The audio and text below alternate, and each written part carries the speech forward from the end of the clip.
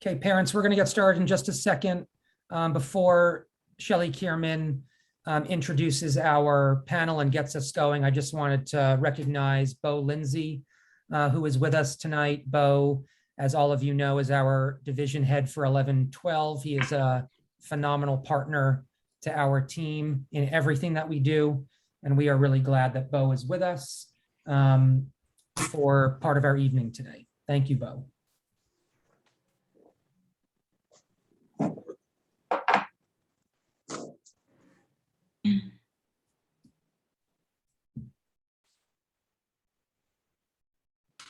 Okay, Ms. Kierman, why don't you take it away? Okay. Hi, everyone. Good evening. I'm Shelley Kierman, and you're going to hear from all of us tonight. But first, we're going to hear from our esteemed panel. I want to first just welcome you all to our Senior Parent Night. We kicked off this week with your students as seniors, so now it's exciting to welcome you as senior parents. We really urge you to take notes or jot down any questions you have during the presentation. We're not going to be monitoring the chat, and we'd really just prefer you to send an email to your personal individual counselor here so that we can help address each question as appropriate for each student. We may have some time at the end for Q&A, but it's probably best to jot down your questions, jot down your notes, and be in touch with your counselor. We're happy to follow up with you. We are going to send this PowerPoint home, so you don't have to write down everything that you're seeing on the screen, but we will send the PowerPoint home, and we're happy to address anything that you have after this. I want to really welcome our three colleagues tonight who are so gracious to join us and always wonderful partners with our office. We have Gary Clark, who's the Director of Undergraduate Admission at UCLA. We have Jeremiah Rakowski, the Regional Assistant Director of Admissions for American University, and Jennifer Sandoval-Danks, the Associate Vice President for Admissions and Financial Aid at Claremont McKenna College. So we are grateful for your partnership. We're grateful you took the time out of your night to join our senior parents, and we really look forward to hearing your wisdom. And Ms. Shriver and Ms. Jackson are going to lead a panel for you. So thanks everyone for being here. Hi, everybody. And I'm gonna just dive right in. So I'd love, after a year through COVID and enrolling a class and coming out really on top, I'm wondering how COVID impacted each of your processes and how your team is preparing for this year. And why don't we start with Jen? Sure. Well, I would say the biggest way that it impacted our process, and this, thinking about where we are now, is just the way the college search is conducted, right? When you started thinking about the college search, typically that involved booking flights, maybe renting a van, driving and visiting colleges. And while that's opening up, really the capacity to learn about colleges in so many different ways has been opened up. And just learning through virtual student panels, virtual sessions, panels like this. So that has definitely changed how we are able to convey information and how families and students are able to communicate it or learn about it. We are biggest change being test optional. And that is a decision that really we were forced into. It wasn't a decision that Claremont McKenna was thinking about, but we definitely implemented that, and tests are no longer, at least for last year, for this year, are no longer part of our academic rating. So students can submit it, but they're viewed like AP or SAT subject back in the day when those were offered exams. And really it's about, in the evaluation process, it's about the context. As I shared with our incoming first years, we had every learning modality represented in that class. Hybrid, virtual, the typical homeschooled, brick and mortar students. And so just students learning environments have experienced massive disruptions and both to their living environments as well. So just being much more cognizant of that every time you open a file, that really being able to take a step back and properly understand that. And now we're going to start seeing students who were not graduating from high school, not seniors, but were really, kind of in the middle of their high school experience when we had the pandemic really hit to the core. So that's what I'll share. Jeremiah, you want to go next? Thanks. Yeah, similar to Jennifer, we had to pivot to recruit completely virtual last year. which was actually relatively easy with Zoom and all the other ways, and all the different schools and organizations that provided virtual college fair options. We really felt like we were able to connect with students that were interested or wanted to learn about American. And I don't think we missed a beat, honestly, recruitment wise. In fact, in some ways, we might have provided more access. Typically, because we're limited in size of staff, we have about 14 folks that are in my role and 5 more that do international recruitment. And we kind of pick and choose specific areas that we want to go, right? We can't visit every high school in every city or town in America, but we, in the virtual world, we were able to send invites to people in rural Nebraska and rural North Dakota, and they were getting the same invites as my students in LA to go to different things. And they were able to connect with student ambassadors and faculty members. And so in a lot of ways, I honestly felt like we provided more access to learn about American than we had in prior years. And that's why virtual probably will stay for a long time in the recruitment world. I know it's going to be a big part of my recruitment moving forward. And this year, we're definitely still virtual in a lot of recruitment just because we're unsure of a lot of things in California and Nevada where I recruit, and not every school is offering the ability for guests to visit schools. So on the recruitment side, I'm going to be about 90% virtual, 10% in person. Milken will be one of the schools that I visit in person. This is a school I have good relationships with. Students come to American from Milken, and they tend to match my college really well. And so we do prioritize Milken as one of the schools, if possible, to connect with as many times. On the enrollment side, we didn't see a big change in terms of students needing to learn more about American with test optional. We've been test optional for a decade, but we did see a big change on the amount of students that applied test optional to the university. It was about 54% of our overall applicant pool applied test optional, and it was about 57% of those that actually chose to come to American were test optional. And in a normal year, it's about 17% of our applicant pool that applied test optional. So that was a big change. We also had to deal with a larger than normal amount of students that had deferred from the previous year for our fall 2020 class. It really didn't impact the room that we had, but it did slightly impact the room that we had. But for the most part, we had a banner year. We had the second most amount of applications, and we had our largest class in university's history. So we were one of those schools to say we were lucky. Recruitment seemed to go well, and so did closing our class. So we feel good moving forward. And I just think bottom line is virtual will stay in college admissions. It really helps us a lot, and maybe save some money too without us needing to be out on the road and stuff. Thank you. And Gary? Yeah, I mean, I think Jen and Jeremiah said a lot of it. I would echo many of the points that they made. Certainly, I think our staff, just like everybody else, had to adapt to a lot of the changes that the pandemic really forced upon us. We're all people, living and making our way in the world, just like students and counselors and parents and and teachers, and had to adapt to these changes. So I would say one of the impacts was just on our staff. Like, this was tough. This was a tough year. And I think that we've come through it. I think we feel like we learned some great lessons along the way. I think we're proud of the process we implemented for this year, the degree to which we really understood and considered the circumstances that we know students faced as they really navigated the pandemic over the last year and a half as well. We learned a lot, and we were forced to really see our work differently. Doing things remotely, engaging with students in a virtual space now versus the way that we were able to do that 18 months ago, just worlds apart.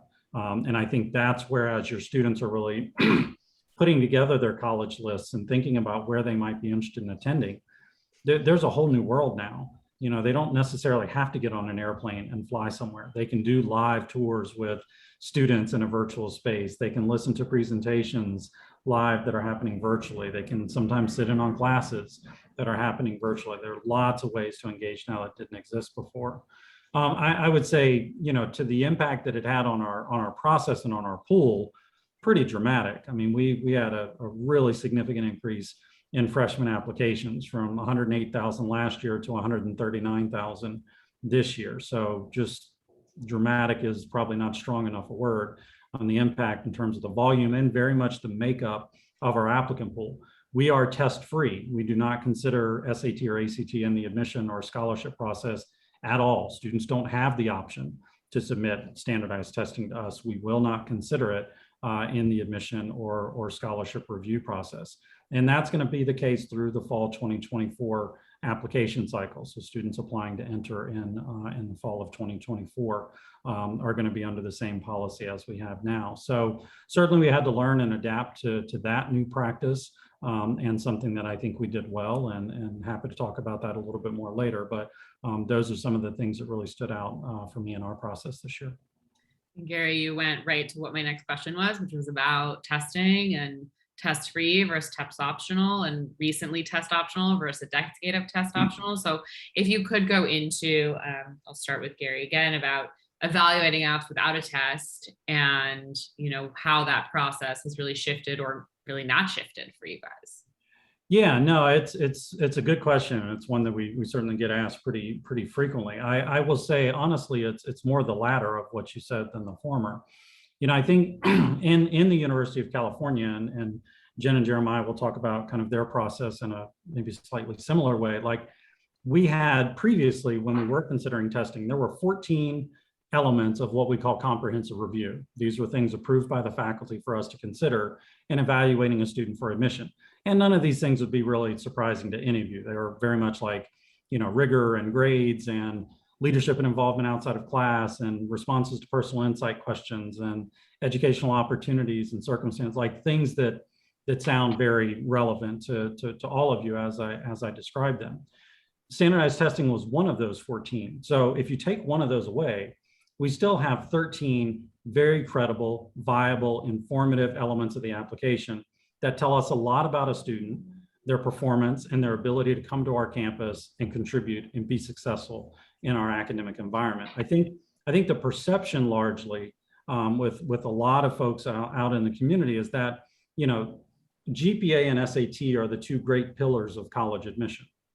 And if you take one of those away, how on earth is a college admission office going to adapt when you've taken one of those major factors in a decision? And I think what you're going to find is that colleges, in describing their process, will say, the SAT was one of many things that we consider in making an admission decision. So taking it away is not as abrupt a change as people might think. So I think for us, it's something that, I personally feel like once we, as a system, made the decision to move to test free and not considering testing for everybody, it's a little bit cleaner, to just say we're not considering testing at all for any student who's applying to any of the 9 UC campuses. And then from a training standpoint, we really just talk to our readers and help them understand all the other elements of the application that are still there, that are very informative and help us to make what we think are very well-informed admission decisions.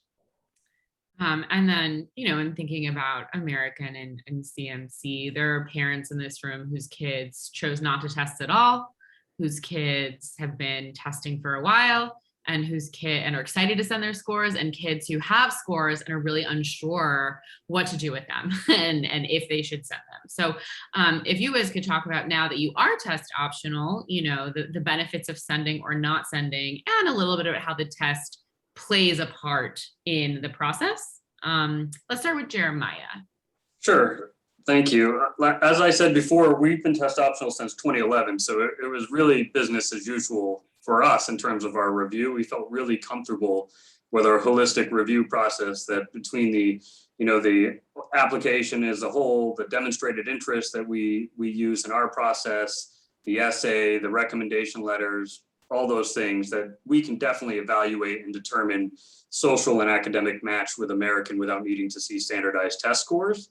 What biggest change was the amount of applicants that we saw submit test scores, but truthfully, we kind of were a little bit more generous in our review process just because of what we knew a lot of our students were going through in the classroom. It wasn't ideal. Many were virtual, some were in person, but they were wearing masks, and there was just all these things, and it just wasn't an ideal. I saw it with my own kids, how difficult school was. So we, we were probably a little bit more generous in our holistic review and kind of looking at grades and the rigor on the test scores. One thing for American, and I try to talk about this with all my students and parents that I get a chance to talk with, is good test scores can really help merit scholarship wise at American, and bad test scores can really hurt merit scholarship wise. There isn't perfect numbers I can tell you, but if applicants are looking at American and they're looking at our middle 50%, merit scholarship recipients at American typically are at the very top ends, if not above, on both the middle 50% on the GPA and the same thing with standardized test scores. And if they choose to apply test optional, they're definitely at or above the top end of the middle 50% on the GPA size. And I've seen it a lot in my reviews. I've been with American for 10 years. You can have a 4.4 weighted GPA student with 4 APs, both junior and senior year, and then they submit a perfectly great 28 on the ACT or a 1290 on the SAT, which are right in our middle 50%. And those are admissible, but those scores just take you right away out of our merit pool. And so, those are students I wish that I was able to tell that in person. Unfortunately, we're not able to.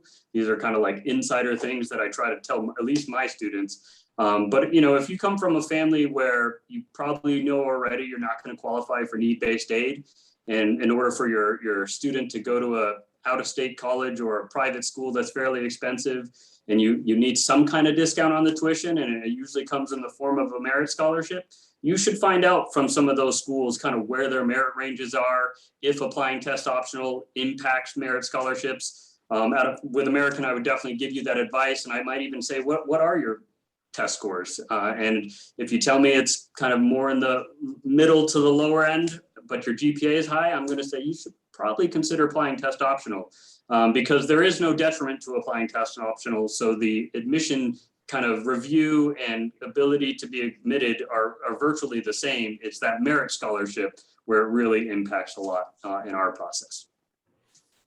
Thank you for that. And Jen. Yeah, sure. So at Claremont McKenna, as I referenced earlier, we were forced into that decision. And so we were making decisions in real time, decisions that our prospective families felt needed to have been made 72 hours ago. So what we decided to do, because we hadn't thought through test optional, and we knew that any students who had sat for the exam did it under less than ideal circumstances, either very early in their high school career or having to drive many miles wearing masks. We said, the tests are just not going to be a great tool this year. We know the high school's transcript is always what we rely on. It's years of work across subject areas, different learning modalities, different ways to express their mastery of content, or how they're struggling. So that all made sense to us. Our institutional research office showed that unweighted high school GPA was the strongest predictor. So we felt good. We had the data of success at CMC. We felt very good about that. And then that was why we decided at Claremont McKenna, the academic rating is a combination of the high school curriculum, the grade point average, and it used to be the score. So a third. We took the scores entirely out of that. And we did not want to tell students you are not permitted to submit scores, because we felt that for some of them, that would be something that they felt completed their academic story. So we allowed them to submit it.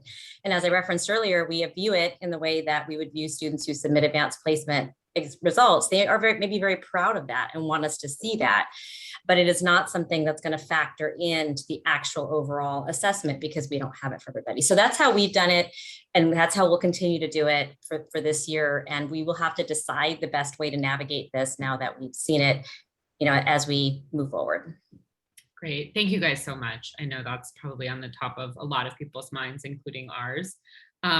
Next question, hopefully should be brief, is really about the size of your applicant pool.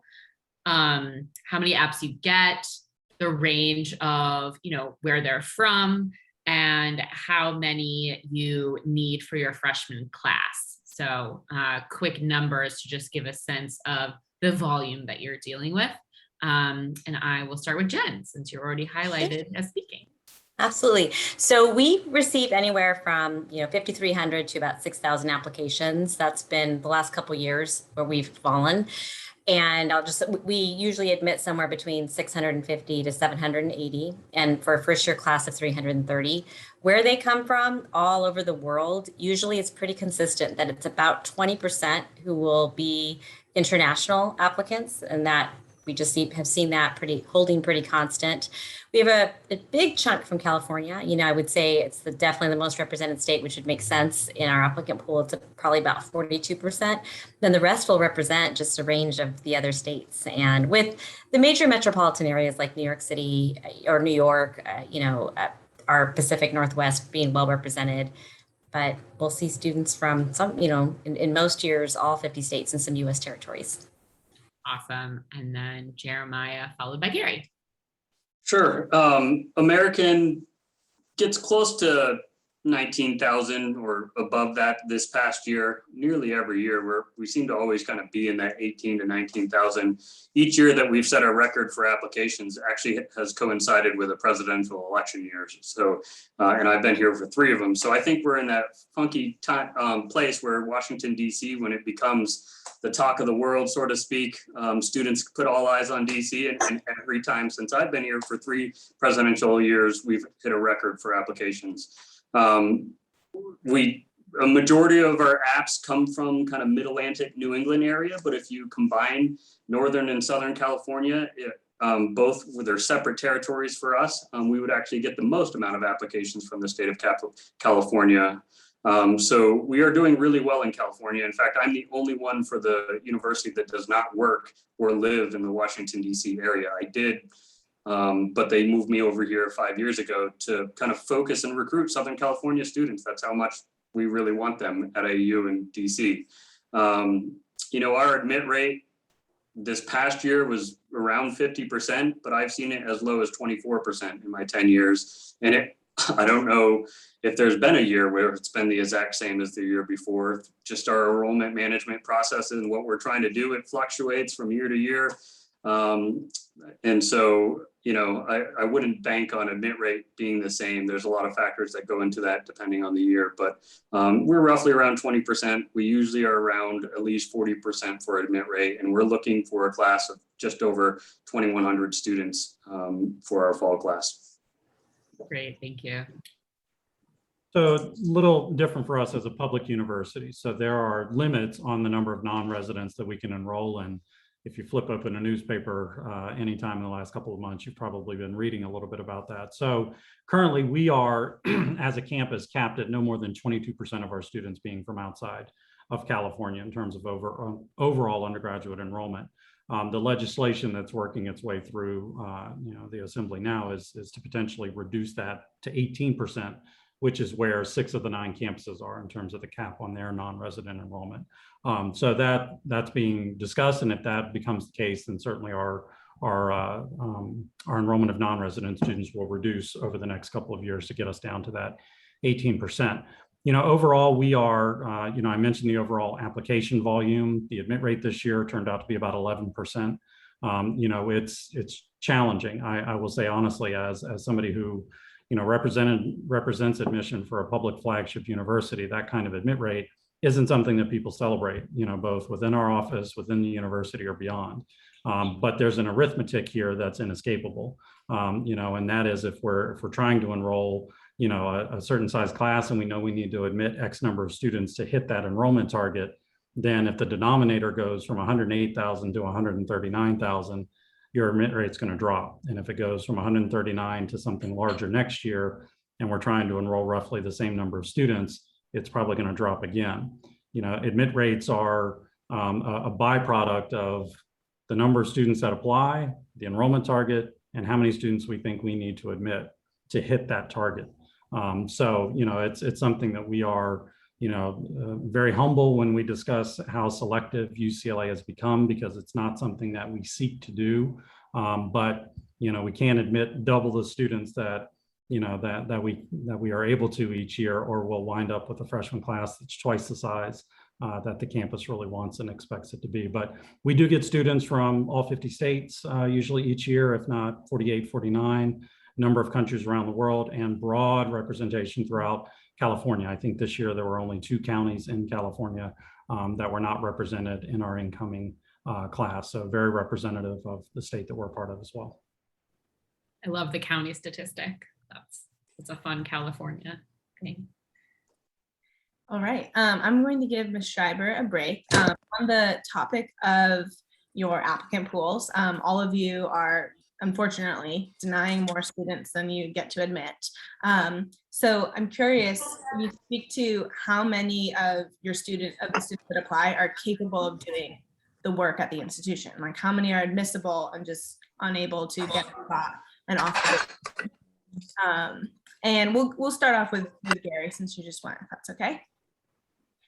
Sure. So, I mean, that is, I think, it's a good question because it's one of the challenges that I think we all face, and especially, those of us at highly selective colleges and universities, we could admit 2 or 3 classes and have little to no drop off in the quality of students that we're admitting and enrolling. The question of ability is a very bottom level question, in the sense that, the vast majority of our applicant pool are high performing students, students that have performed well, that have taken rigorous courses, that are active and engaged outside of the classroom. We actually saw this year that more than 30,000 of the students that applied had perfect academic records, nothing but A's, and we don't even take all of those. Like, this is something that I think is going to be challenging when it's not just the volume of the applicant pool, but the quality of students who choose to apply. So I can every year defend the students that we admit, but in a highly selective environment, it becomes increasingly difficult to defend the students that you don't admit, because in many ways, they're going to look very similar statistically to the students that you are admitting. And I think that's why holistic admission is beautifully imperfect, in the sense that we're looking at both quantitative and qualitative. We're really getting to know the student, and we're building the class from the ground up. We're looking for affirmative reasons to admit a student, getting up to the point where we don't have capacity to admit anymore. And then just that gut-wrenching point when we say we don't have any more space, and knowing that there are probably many more students that could have been admitted, come to UCLA and been extremely successful. So I think it goes to the building of a good list, which I'm sure your counselors give you great advice on, and making sure that you have colleges and universities amongst that list where you're confident of your chances of being admitted, because places with these 15, 10, 15, 5% admit rates like that, like, nobody's guaranteed anything in a highly selective process like that. Yeah, absolutely. Jen and Jeremiah, do you have anything you want to add to that, or you feel like that covers it all? Beautifully said. Okay. I would just say, from American standpoint, one thing that does impact our decision is demonstrated interest. We're pretty outward with the fact that that is something that we use as part of our enrollment process. And so, I always kind of use the school that I'm talking to, but if, 10 students from Milken apply, let's say, are in a normal world, our admit rate's 40%, that's 4 out of 10 students that are possibly getting admitted. At American, we definitely look at how many times those students have connected with us. And part of it is we feel like it helps us with our yield. We get more serious applicants, and we get students, or we admit the students that are really wanting to go to American and consider coming. If a student meets me at their high school, goes to my regional info session, interviews with me, visits campus, that student might be more likely to come than the student that just applies to American that I never meet, ever email with, is just a name and an application I read. And so for us, that can be something that does influence the decisions. It's not everything. You can do all the demonstrated interest in the world, but we're still going to kind of stick to our holistic review of your admission, or your academics and what you're doing, to see if you're a match of our college that way. But it definitely can be a part that students can kind of put into their application repertoire as, this could be something that helps increase my chances at American, at least. And we tell you that it can help you. Mm-hmm. Yeah, definitely. And that's why we like to think we have great relationships with all of you, so that we know those ins and outs for certain schools, where we tell our students, like, you got to be at that visit, you got to sign up for the interview. These things are really important, or maybe not going to play as big of a role. So yeah, thank you for sharing that insight. All of you, like we've said, work at competitive schools. It is a tough job in terms of having to make those decisions sometimes. Jen, I'm going to pose this for you. What would you say to a senior or their family who thinks that because this year is so muddled, and I feel like this was kind of a theme last year too, like, this is the year to just like send it, apply to the most competitive school ever, it's muddled, now's my chance to get in. What would you say to that?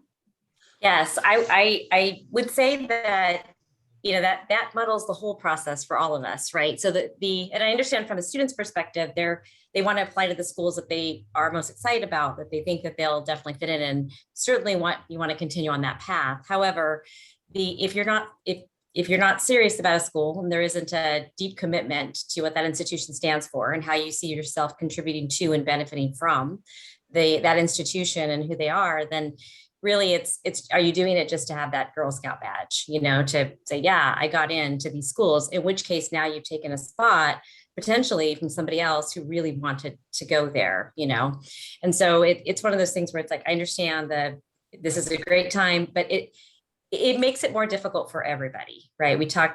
My colleagues here have talked about more applicants, and it's more qualified applicants. So now we're balancing more and having to work through more. So I definitely would encourage you to take this serious, be serious, know this is not just about you, that every decision you make, yes, you want to put yourself in that process, but it impacts your peers if you're applying places that you really have no intention of applying to, of actually attending. Yeah, definitely. Gary, do you have anything to add to that, or?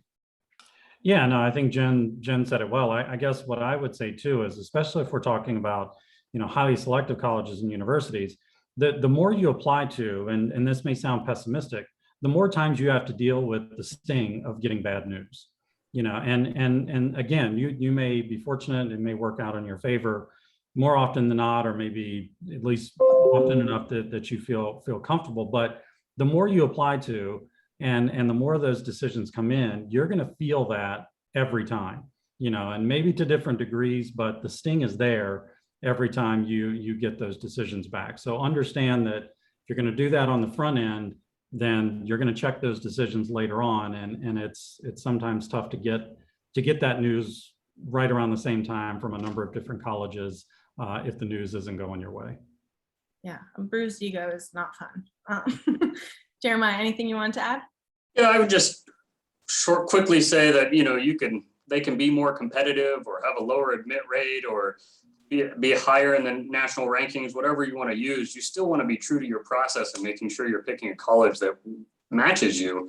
It can be a really competitive, well-known college, but it could also be 10 miles from the nearest grocery store and have new movie theater and you're a big movie fan, it doesn't mean it's the great fit for you. And so, I personally feel if you're applying to 10 colleges, every single one of those colleges should be a college you're really excited about attending. And that just because they're higher in rank or more well-known as a competitive school, it doesn't mean that's going to be that kind of school for you. So I would just stay real intentional with what you're doing and how you're crafting your list so that it is a good list for you, for your student, I guess. Yeah, thank you. This is, for Jen and Jeremiah about early decision and the role early decision can play in a student's outcome. And if you could also throw in some notes about institutional need in there and how that also plays into ED and regular decision. And we will start with Jen. Sure. So I will be blunt and say early decision is a big part of CMC's enrollment. So we are at a stage where in an average year, we're admitting 55 to 58% of our students through. We have 2 early decision rounds. And there's unintentional and intentional benefits to it. One of for Claremont McKenna, at least, it's a smaller pool, both early decision 1 and early decision 2. We have more time to assess that pool. It's a blank slate. The class has not taken shape yet. So as we go and through our making decisions and building out that class, remember it's a class of 330, every single one of them is making a difference. And we're creating that class. We're sitting through and we are able to make those decisions. And quite frankly, regular decision we're shaping the rest of the class based off that early decision cohort. So it is profound, it is significant. And, again, the fact that we have more time, that's not intentional. It just is the way that our applicant pool is flowing. We're fresh in the process. And so I always tell students, if you didn't get in early decision, you would not have gotten in regular decision. There's that much I can say. Maybe you would have gotten waitlisted because your best odds are there. And if, again, we admit more students regular decision because we're admitting at 3 to get 1, but understand that process. And institutional priorities are a big part of that equation. For Claremont McKenna, it's athletics. So we have to field 21 men and women varsity sports, Division III. We have two wonderful institutions that support us, Scripps and Harvey Mudd, but Claremont McKenna is definitely the spine of those athletic programs. So we, every year, that a healthy portion of early decision one students are coming in through that process, through the athletic recruitment process. And I would say other priorities aren't quite as, that's going to be the most magnetizing for sure at Claremont McKenna. So I'm always happy to talk with families as they're thinking through, is this the best decision? We don't want students just applying to Claremont McKenna because, ED, because of that one reason, because probably your application won't stand out if that's the only reason that you're doing it. But it is, as families are thinking through it, and we know cost can be a factor. We're happy to work with our financial aid office, do an assessment to see what would the need be, and all of that. So yeah, that's what I would say about ED at Claremont McKenna. And with American, similar to Claremont McKenna, we have 2 rounds of early decision. Some things that haven't changed in the years that I've been at American is we always get at least a third of our incoming class from our early decision 1 and 2 pool. And the admit rate tends to be higher than our overall admit rate. In some years, it's been as high as 50% difference between our early decision admit rate and our regular decision admit rate. And the main reason for that is, early decision is binding. I'm sure many of you know that. And essentially what the student is saying by applying early decision to American is that American's their top choice. And, who wouldn't want students that are telling us, I really want to be there, you're my top choice? Who wouldn't want those students on their campus? So we try to get them on our campus as often as possible. And as long as I've been at American, our admit rate between our early decision 1 and 2 pool has been over 80%. And again, over a third come from early decision, but we still want good early decision applicants. We want students that have done their research, hopefully visited, researched and connected with students to find out what they're like, and really understand what early decision means. So if you have a student that is telling you, I'd love to look at 10 admission offers and decide from there, early decision is not a good option for them, even if we are their top choice out of all their schools. Also, if you're a family where, you already know and you've told your student that we're going to look at the financial packages and make the decision there, early decision's probably not the best option either. And that's not because I'm not confident of what American can offer financially, but that it's more my concern that you might not be confident in the offer that we offer you. And we do tell students that we meet 100% of your family's demonstrated financial needs. That's put in the financial forms. But one thing I've also learned in my 13 years of higher education admissions is the expectations of the need from a family is very different than the need that we determine in our process. And so it doesn't always line up. And so, you really do want to talk about the finances and make sure that AU is where you want to be if you're applying early decision, because in our process, it's likely that you're going to be admitted based on just kind of track record. Awesome. Thank you. Thanks. All right. So all of you are parents of children of different ages, and have, I just want you to put on your parent hat for a second, I guess, for this question. So we know that the average admission rate in the country for all colleges on average is 75%. So with your parenting hat on, when a student is experiencing disappointment, how would you help counsel them through that? And also, what recommendations do you have for parents in this process? Are there pitfalls that they can avoid that could be detrimental to their children? Jen, do you want to go first? Sure. So I would say, seeing our children disappointed is a really difficult moment, especially because you've seen how much work they've put into that process. However, it is just one moment in time, right? And they're going to have options. And what I shared with my niece when this was, you have 72 hours to deal with this, process it, and then it's time to move on and look at the doors that are open. Because really, those are the ones that really matter.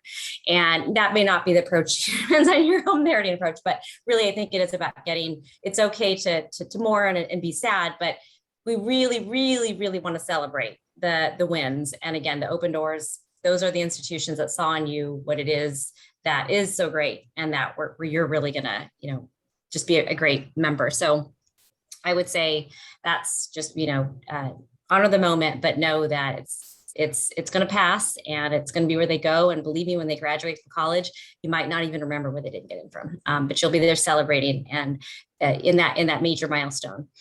Let's see, advice, I always say just check your reaction. So the reality is your students are going through this, and let them be navigating this. They're going to be excited about things that might surprise you. They're going to be turned off by things that might surprise you, and they're going to change their mind, and they're going to say they don't want an institution with a core curriculum, and they're going to say they fell in love with Columbia.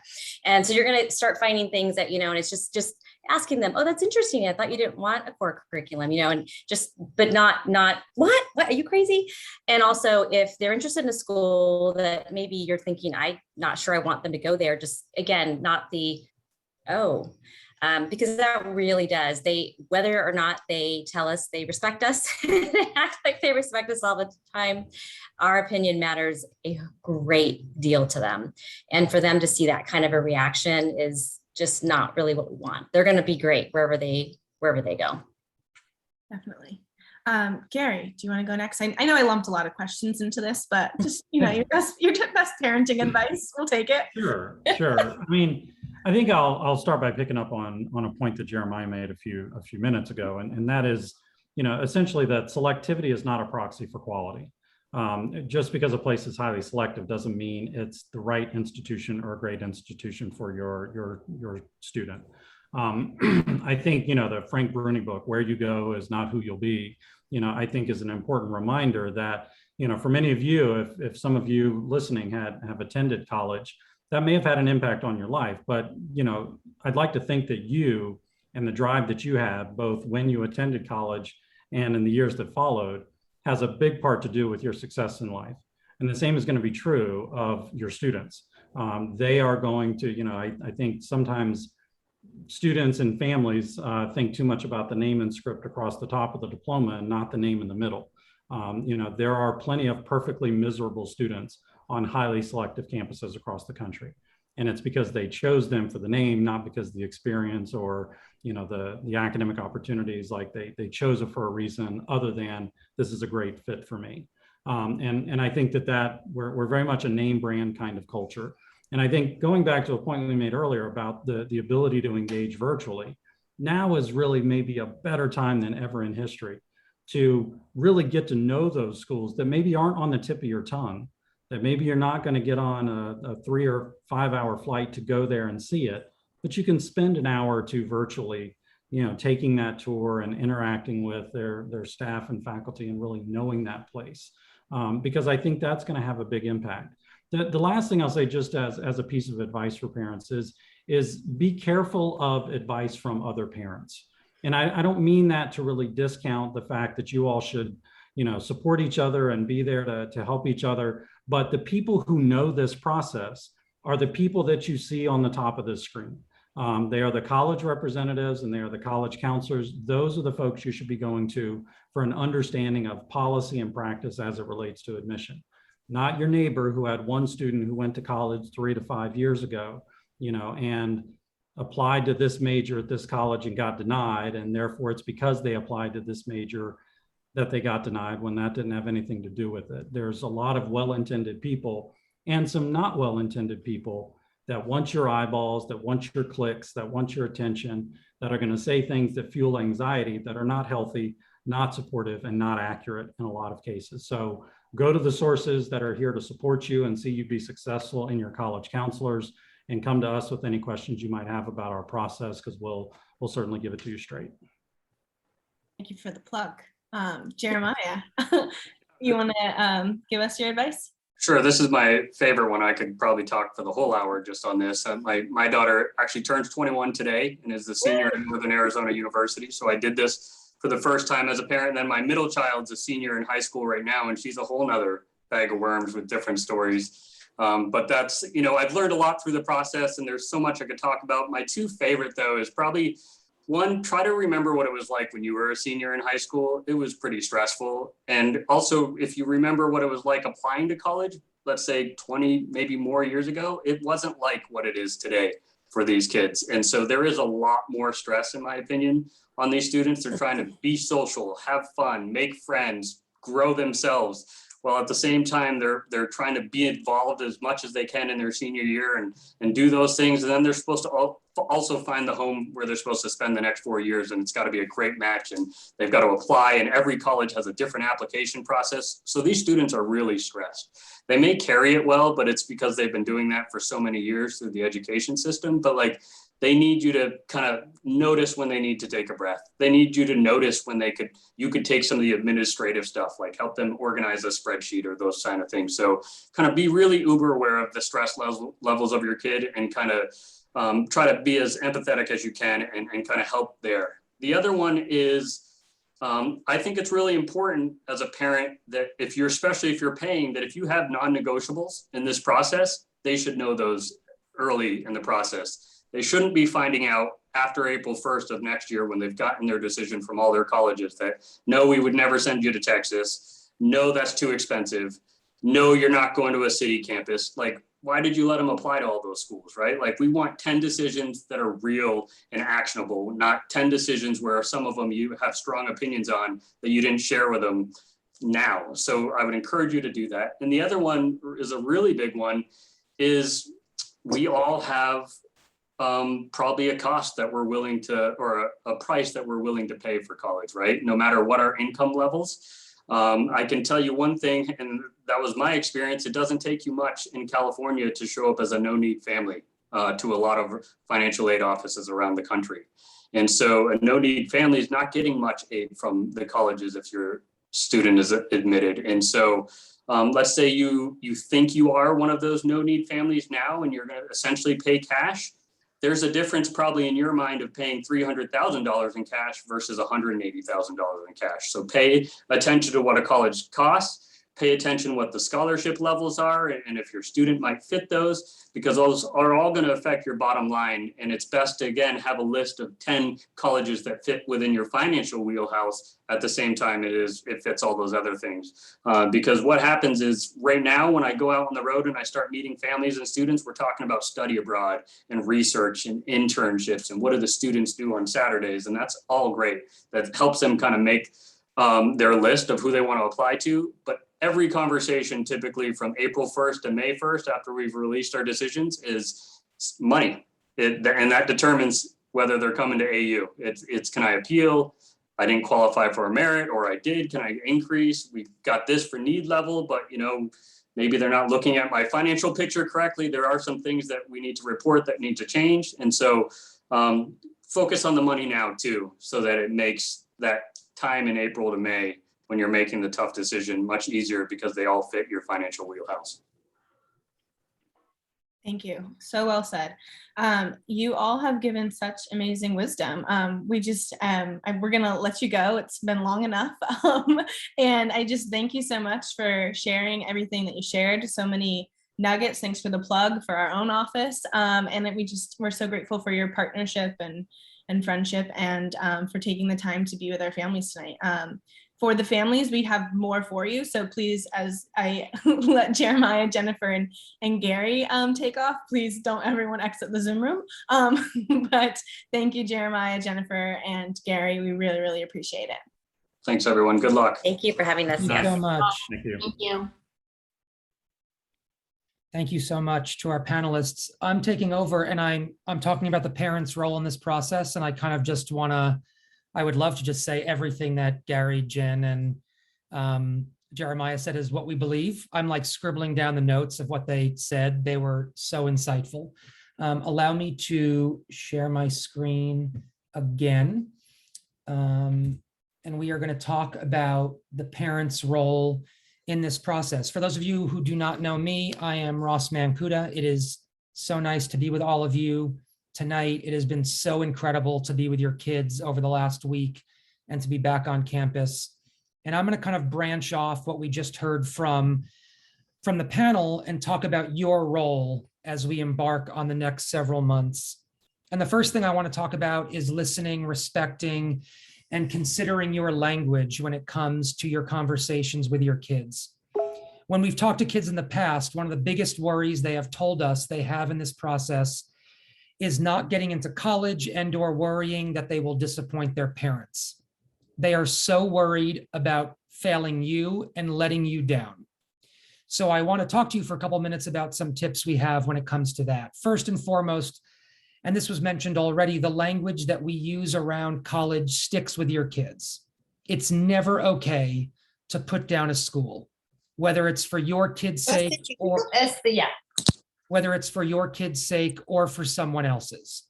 So anytime that you say a school is not a good school, or it's a party school, or it's not good enough, or it's easy to get into, that sticks with your children. And that school will be off the table forever in their mind. If they get into one of those schools down the line, they won't feel good about it.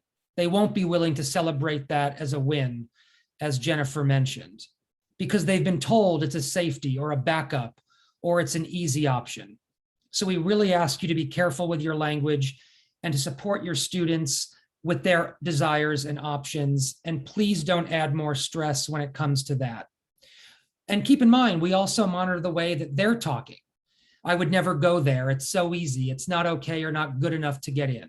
So that's language that we are always listening out for. So when your kids come to you with a new idea or a school you've never heard of, embrace that idea, engage them in that conversation, do the information session or do the campus tour virtually or in person with them and see what they might be excited about on that campus. We also want to talk about briefly privacy and confidentiality. We talk to your kids about this a lot, and we really encourage them to own this process individually. Their list and their process is not the business of their classmates. Making it more public and talking about it more broadly will just add to the stress when decisions come out. So we really encourage kids to own their process. Your kids and you all over the next several months are going to hear us talking a lot about the importance of a balanced list. Please do not add stress by asking your kids to apply to too many schools they are wildly unlikely to get admitted to. Our panelists said it better than we could ever say. We are the experts. We have the data. We know the trends. And my colleagues are able to sit in our office and tell your students the realities of their admission. So to add 5 or 6 or 7 schools that they are wildly unlikely to get into, that is just going to add more time, more writing, and more investment on their part is not something we would encourage. It adds stress to the process. And as Gary mentioned, it can definitely have impacts on their self-esteem down the road when they have to weather bad news. One of our great colleagues, Ed Devine, who's been in the admission world for decades, is fond of saying, love your list and not just a school. It's really important for your kids to get behind the totality of their list. And that's something we're going to work really closely on. The goal for the end of our process is for all of your students to have good options, real viable options that they love, so they feel good about the results come April and they have an actual decision to make. I'm really fond of this following anecdote that I heard years ago when I first got to Milken. And it's that your students in this process own and control 2/3 of it. They decide where they apply and they decide where they matriculate. The only piece of the process they don't control is where they get in. But if they put together a balanced list with us from day one, they are going to have options at the end of the day. So we really want them to be thoughtful and upfront early on, and all will be okay later on. Jeremiah stressed this next point, and I think it's really important and potentially sometimes uncomfortable for our families. Oftentimes, families are not speaking to their kids about money and finances. It is imperative that all of you talk now with your kids about any parameters that you may have about where they matriculate. This could be in terms of what you can afford or where you might be willing to send them regionally or geographically. One of my worst experiences in my 11 years at Milken was a student getting into their dream school on the East Coast, only for their parent come April of their senior year to tell them they were not permitted to go there. It was heart-wrenching to see a student who put so much effort and so much time into getting into their dream school, only to be told that was not an option. So please have honest conversations with your kids now about what you can afford, about leaving California, about other limitations that might exist. We're promoting a lot of information sessions and tours on MyMilken. We've been talking to your kids about these opportunities. It's really important that students and parents register for these events in advance. We know that a lot of families are unable to travel right now. As our panelists said, there have never been more virtual opportunities for students and families to learn about schools than there are right now. These are great ways to learn about universities you haven't visited. They are posted on MyMilken, and students should also be invited to these events if they're signing up for mailing lists on individual schools' websites, which my colleagues and I have been telling them to do for 6 months. So if they are actually on mailing lists, our posts on MyMilken should be meaningless. They should be getting emails about all of these opportunities already. And the last point I'll mention is about partnering and not owning the process. We implore you to empower and trust your kids to fill out and execute their applications. Help them prepare for what's ahead in college. You will not be there in New Orleans or Miami or Madison or Washington, D.C. to help them with their classes. Please do not say, we applied, or our process, or our application. This is your children's process and their application that they should feel empowered to own. And the other thing, the last point I'll make before I turn it back over to Shelley, is that bear in mind that you're dealing with 17 and 18-year-olds. Their first choice might change over time.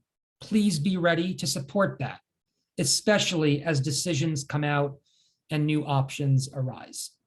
So I'll be back with you in a little bit, but for now, I'll turn it over to Shelley Kierman. Okay, hi. So I am going to talk to you about how we support our students, how each of the college counselors and what our role is.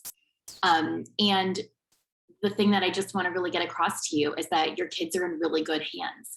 We are all very seasoned in this process, in all of its many nuances. And we want you to trust us. We want your kids to have faith in us and to come to us as the primary contact in their process. We want to be included in everything. And that means in the next few weeks, we're meeting with every senior for a full 1-hour meeting. All seniors have been instructed multiple times to schedule meetings with us. I would say, I think between the 4 of us, probably 80% have probably scheduled meetings with us. So there's always a few who haven't. The one thing that I'm going to also say is that we really stress deadlines, because this is truly a deadline driven process. And even a deadline like make a senior meeting with me by this date is one that we expect kids to adhere to. Because if they miss a college deadline, they truly miss an opportunity to be considered to that institution, and we need to hold them to that same standard. So we are very clear about our expectations to them, and we need them to meet us halfway or more than halfway to really do the work. But in terms of our work and our presence, we want to see everything. Nothing should be sent to colleges without our eyes on it, probably multiple times. So in this initial individual meeting that we're having with every senior, we are going to take our first look at their common application and see how far they've gotten and see what questions they have. But then we expect to see them again. We expect them to continue to make meetings with us throughout the next 1, 2, 3, 4 months as their process unfolds, to help them and walk them through and review all of their applications, as well as all of their essays. They should be sharing all of their personal statements and their supplemental essays through Google Docs. They all know how to do this. And we will read everything. We will give them feedback. We are not going to write their essays for them, but we want to help guide them and give them some feedback. And then we'll read it again after they've done the work on it.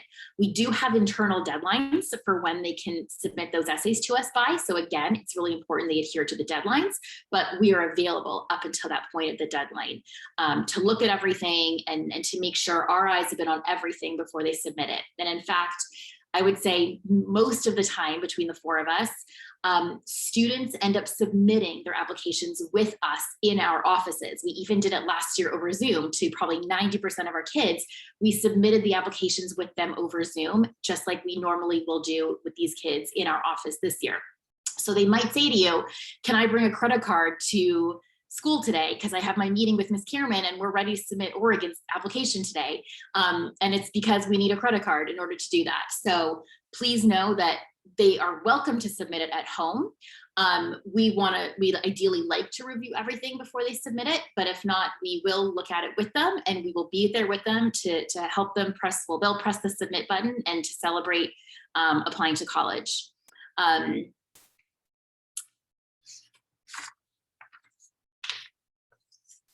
As part of the application, we look at all parts of the application. So their activities, we help them narrow down their college list. If they're still struggling with where to apply, making sure their list is balanced. If it's unbalanced, we help them, the last few colleges that they might be trying to figure out where they should be adding, where they should be taking off, so that their list feels really good to them.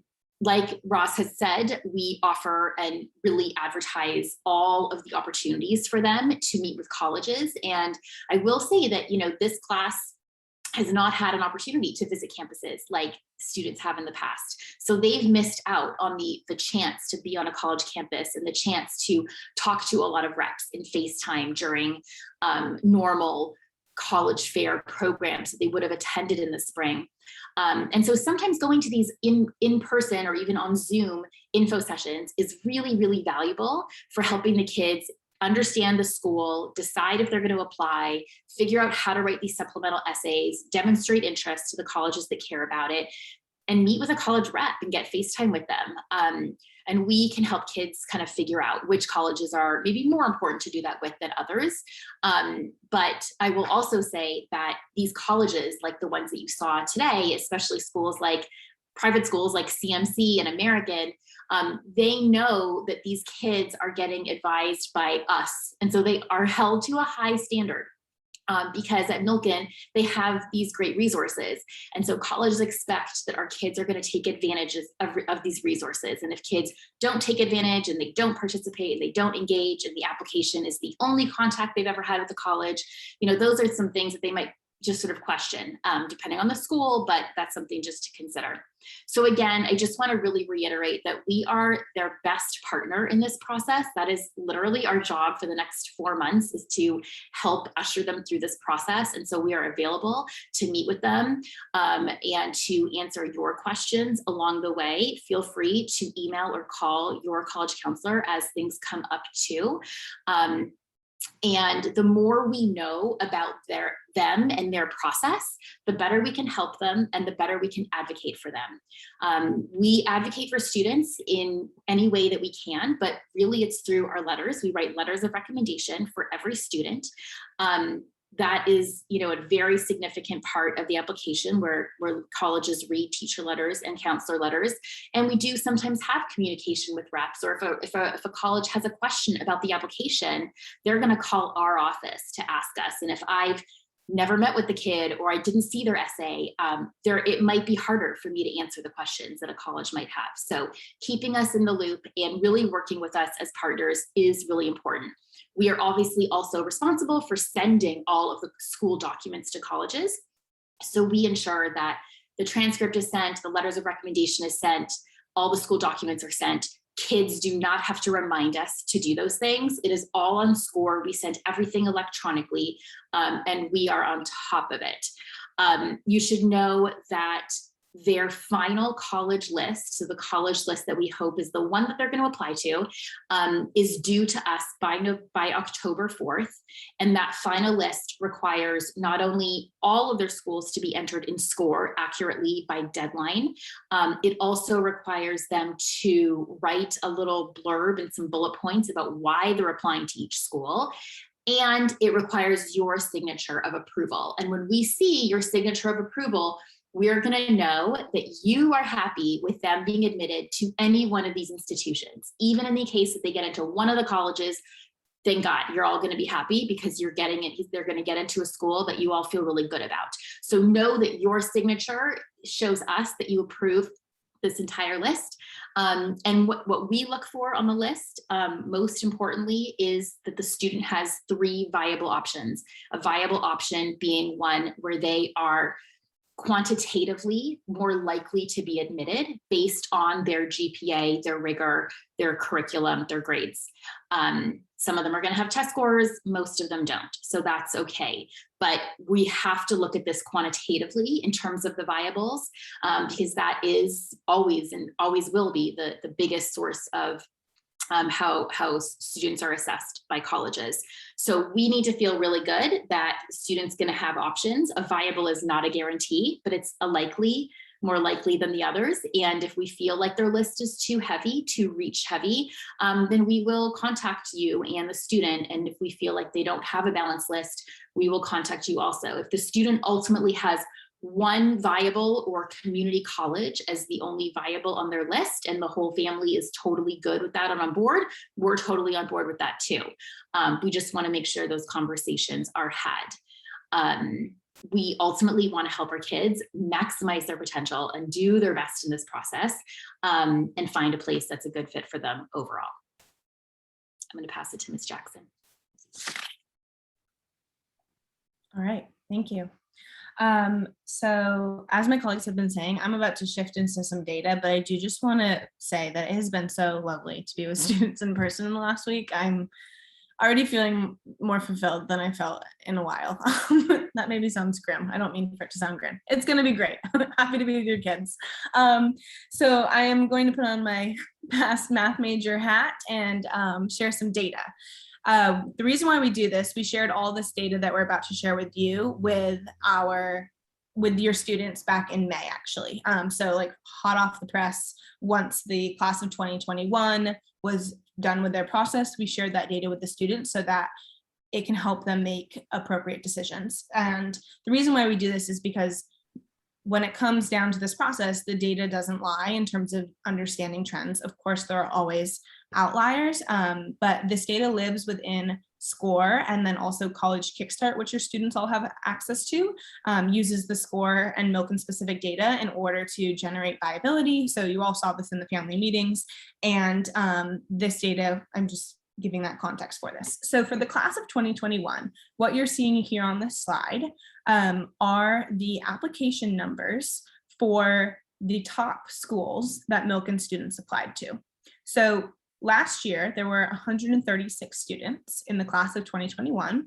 This year, it's a smaller class for juniors, but it's it's all relative. So last year with 136 students in the class of 2021, 54 of them applied to UC Santa Barbara. That is the most applied to school nearly every year. Just a random fun fact about Milken data. And as you can see here, this list of colleges is like, if someone asked me, where do most Milken students apply? This is the list. And it's because so many of the students are often applying to the same schools as their peers. There's nothing wrong with that. These schools that you see listed here are amazing institutions, and knowing Milken students, it makes so much sense why they would be interested in these schools.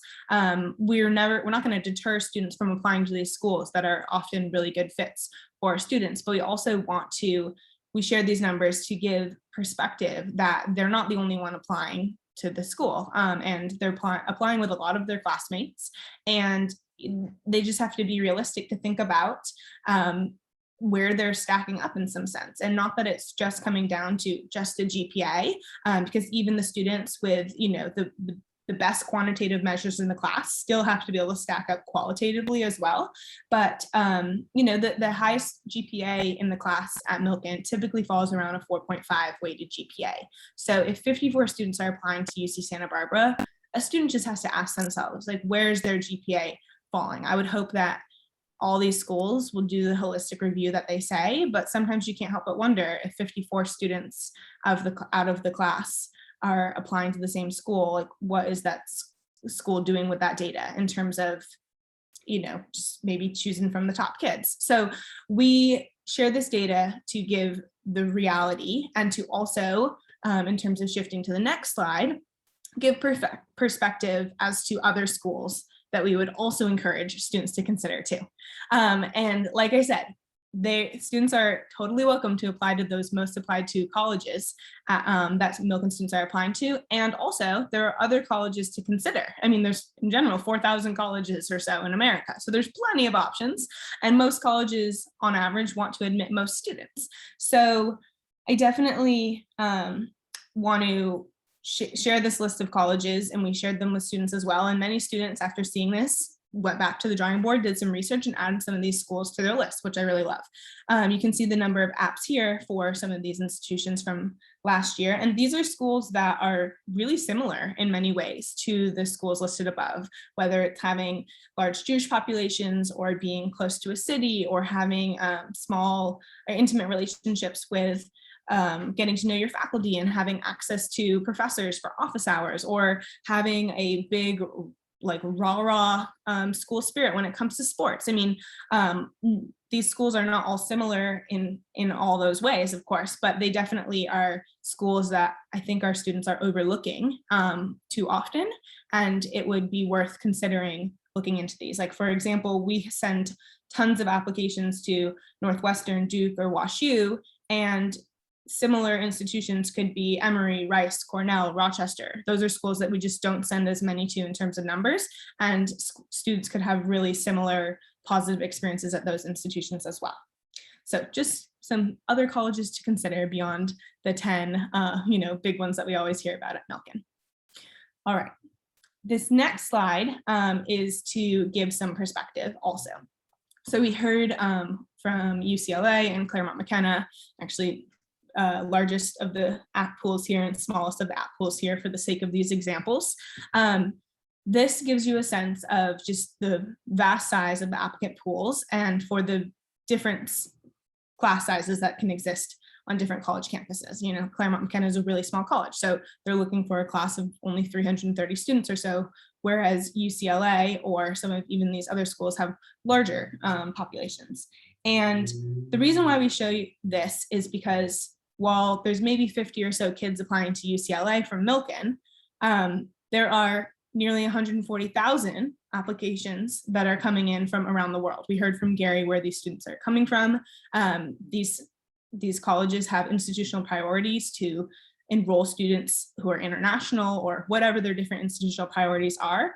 And so we bring this up just to show you the vast number of these applicant pools, and that our students aren't alone in them. So, I mean, there are about 36,000 high schools in America, which means that all of those schools have students who are in their top 10%. All of those schools have students who are at the very top of the class and will be named valedictorian. So our students aren't alone, but that also goes to why we encourage the balanced list, as you've been hearing a lot throughout this evening.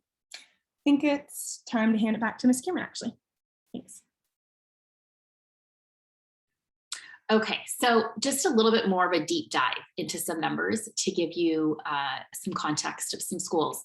And this is really to show you a select handful of schools, ones that our kids apply to in great numbers, what the college's admit rate is. So this is their nationally reported admit rate, the Milken admit rate, the admit rate based on our students who apply and get in, and then the average test scores and GPAs of the Milken students who are the admits to these colleges. You all have access to this data in SCORE because your kids have access in SCORE to see graphs and scattergrams that are going to give averages and more than just averages, because an average is also misleading. An average means that to be you, there could be kids who were admitted with lower than a 3.8, and there will be kids who were admitted with a 4.3. In SCORE and in College Kickstart, you're going to have a little bit of a more nuanced perspective on how, who those kids are who are getting in, and that you will always see that there's never a bare minimum. There's never, a minimum number that a kid needs in order to get in. But when you look at these colleges, for example, I think it tells you a couple things. I think it tells you that, number one, our students and our admit rate as a school is better than their reported admit rate to these institutions as examples. We certainly can put a lot of schools on this list, showing different kinds of admit rates, but this is just an example of our kids doing well, but also the kids doing well and the kids being admitted have 31s and 34s and 4.2s on average. So again, some kids getting in have higher than that, some kids getting in have lower than that. It is always a holistic process and all the other things are considered. But like we've said, the academics are always going to be the first and foremost, most important part of what is considered.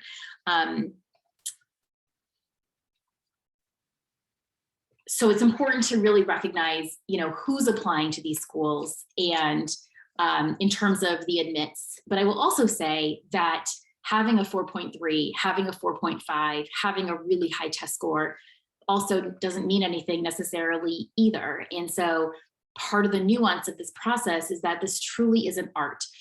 We hope that some of the takeaway that you heard from Jen and Gary and Jeremiah is the art of this process. It's not just a science. It's not just, they don't just plug in GPAs into an Excel spreadsheet and just run it and admit the top 20%. If they did that, they would have decisions like 10 days after the kids apply. It takes months for them to review applications because it truly is holistic. And they have so many institutional needs that they're trying to meet as a school because their deans and their chancellors are giving them directives. And there are too many applicants to fill the spaces they have. And that's where, the balance and the really important need of having a balanced list comes into play. The next slide I want to show you is about early decision. So as Jen made very clear tonight, early decision can play a very profound, she used the word profound and significant role in admissions. Colleges like Claremont McKenna and colleges like BU and Duke and Northeastern, Emory, Penn, these schools are taking 50% or higher of their applicants from the early decision pool. Just to remind you, early decision is when the student applies to one institution that offers ED, which not every school does. But if the school offers early decision and they're admitted, they have to go. So it's a binding contract that as a parent, you sign, and then as a college counselor, I have to sign too, saying that we've discussed this. I know that the parents will send the student to the school, and this is where they're gonna go if they're admitted. Colleges love it because it's a guaranteed matriculation for them, and they, at the end of the day, are a business, and it's a bottom line scenario for them to some degree. They have a job to fill a class, and so early decision is very attractive to them.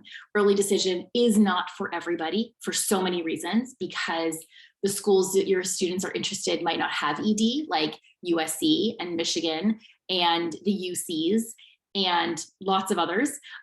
So if one of those is a priority, then it wouldn't make sense to early decision somewhere. We also talk to our students about, not just finding a school to early decision to, but really finding a school and really loving that school and seeing that as the best fit for them academically, socially, and financially, and then deciding this is the best place for me and I'm going to apply early decision.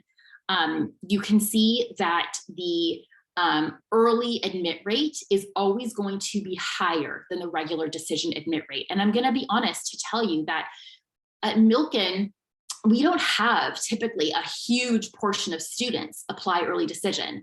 We've had anywhere from maybe 10. I think the most we've ever had was 33. Was that last year? We had 33. I think that was the most we've had in a senior class. And that's because so many of our families and kids want schools that are not early decision schools, or they don't want to commit financially to that kind of an institution.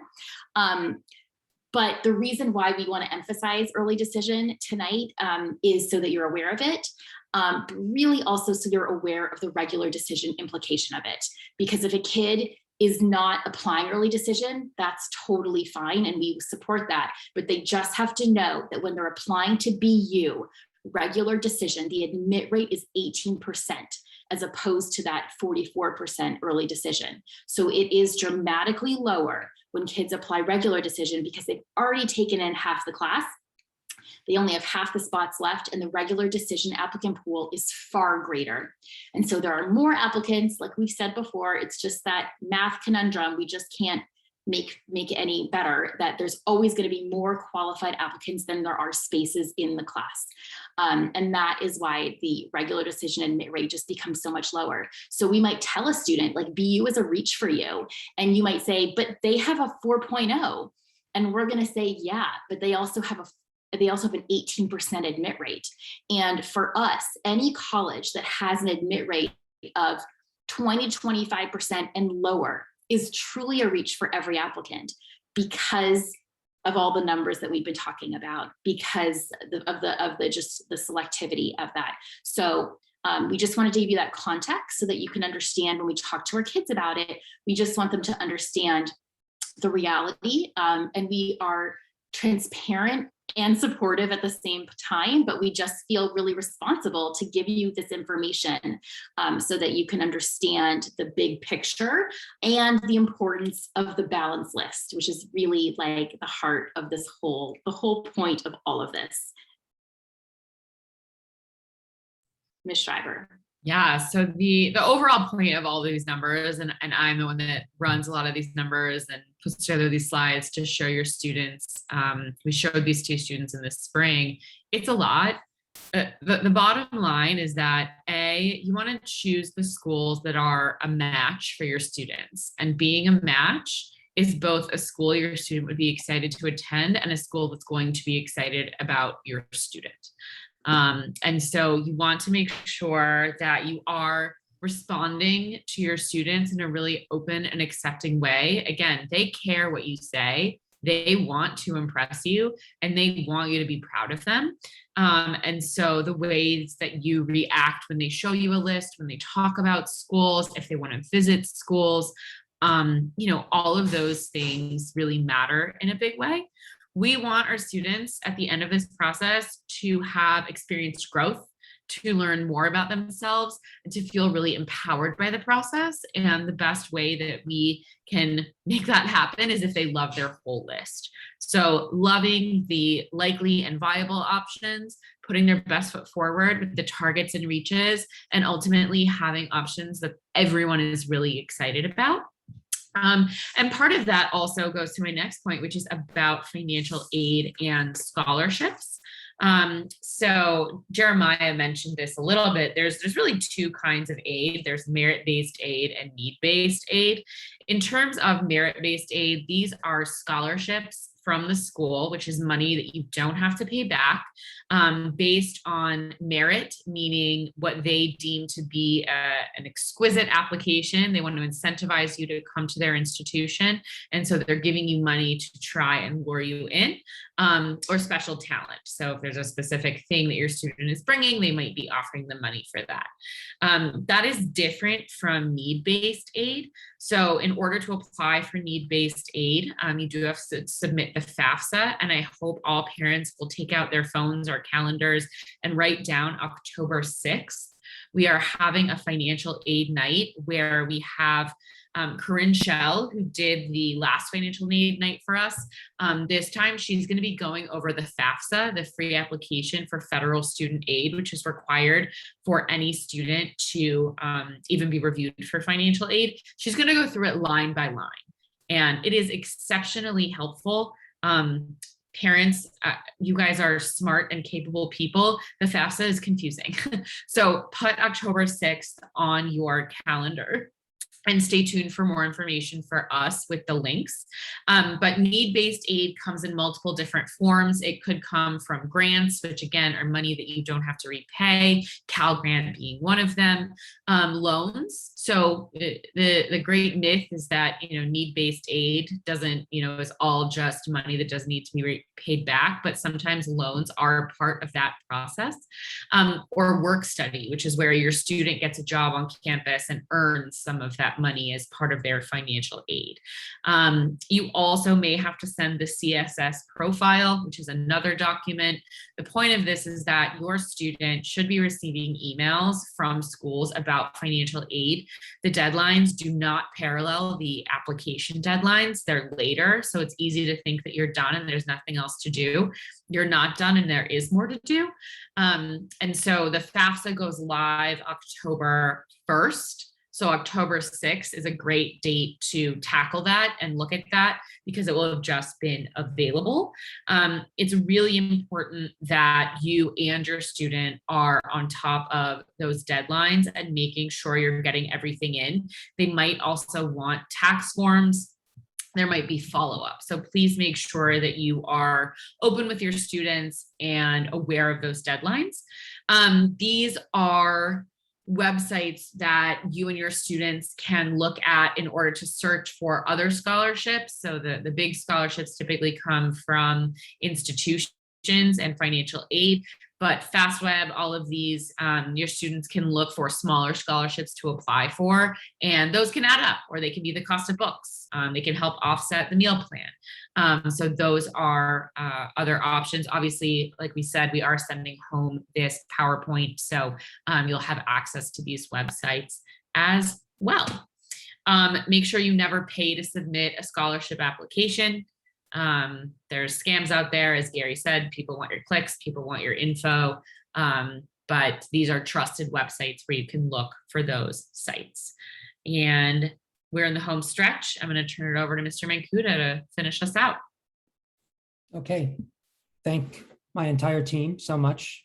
It was a lot of information tonight. Our goal was to be finished tonight at 8 o'clock. So I have 2 minutes to get us through my last couple points. I want to stress that we are totally available for questions that have come up this evening or questions that you have about your children and their process. We are not going to have time for Q&A this evening, but please email us and let us know if you have questions. Please ask your kids when you log off this evening if they've scheduled their senior meeting with their counselor. If they have not, please encourage them to do so. They've gotten a couple emails from us with Calendly links to make that happen. Last couple notes I want to make are about topics that are sometimes sensitive. The first one is a quick note on independent counselors. We talked with families probably starting in 10th grade, but definitely in 11th grade about the reality of independent counselors. We are not naive enough to think that none of our students are working with independent counselors. As we've said in the past, and as was reiterated tonight, our bottom line is that we have to be the primary people with your students in this process. We need to know everything about their process, their essays, and so forth. They need to work with us closely, be in our offices often, and send us their materials when they want us to review it. Time spent with independent counselors inherently is time spent away from us and away from their classes and away from the other things they need to be spending really quality time on, including their activities and their time with their family and their friends. I'll also mention providing more support is not always better. Oftentimes, other counselors will give conflicting advice, which puts your kids in a really hard spot and adds to the stress and can weaken their application in the end. We are the experts in the field, and more than that, we are the experts when it comes to milking applicants that go off to these different institutions. We have the pulse on the college admission landscape. I always like to give one anecdote. This comes from Jessica Jackson, my colleague who you heard from earlier, and one of her experiences she's had. She gave a student advice a couple of years ago on their application. The student got different advice from an outside counselor who had college counseling experience. She went with that other person's advice and was not admitted to an institution. In reviewing the admission cycle with our friends on the college side, we learned that if the student had followed the advice that Jessica had given them, the outcome would have likely been different. Again, we know your kids, we know Milken, and we know how that process plays out. And we really want to be at the forefront of their decision-making process and be the greatest resource that they use. We all do our jobs, and we've done them for a long time at this point, because we want to be invested. We are invested in your kids' process. The last point I want to make is about ethics. We started showing this slide a year ago in light of news of the past couple cycles. So we're taking a moment to share with you, and we'll be sharing with all of your kids what they sign and agree to when they submit their applications. More than ever, colleges are sensitive and aware of ethical behavior and decisions in this process. As students coming from Milken, we want to ensure that our seniors are representing our values as an institution. The first bullet point you see in front of you now refers to an application being submitted being, quote, their own work, factually true, and honestly presented. We have already come across instances in the first month or so of school of students not necessarily putting forward their own work. Parents don't sign anything, but your kids will, and they do, and they will be fully responsible for what they submit. So we will be talking to your kids a lot over the next couple weeks and months about the work that they put forward and being honest and genuine in this process. So that is our presentation. As promised, either today or tomorrow, we will send you the PowerPoint, we will send you the recording, and we look forward to partnering with you over the next couple of weeks and months to support your kids. It is 8:03. I've already went over. Thank you guys so much for joining us. We look forward to working with you, and have a great, great new year. Happy and healthy new year next week to you and your entire families. Have a great night. Thank you, everyone. Night.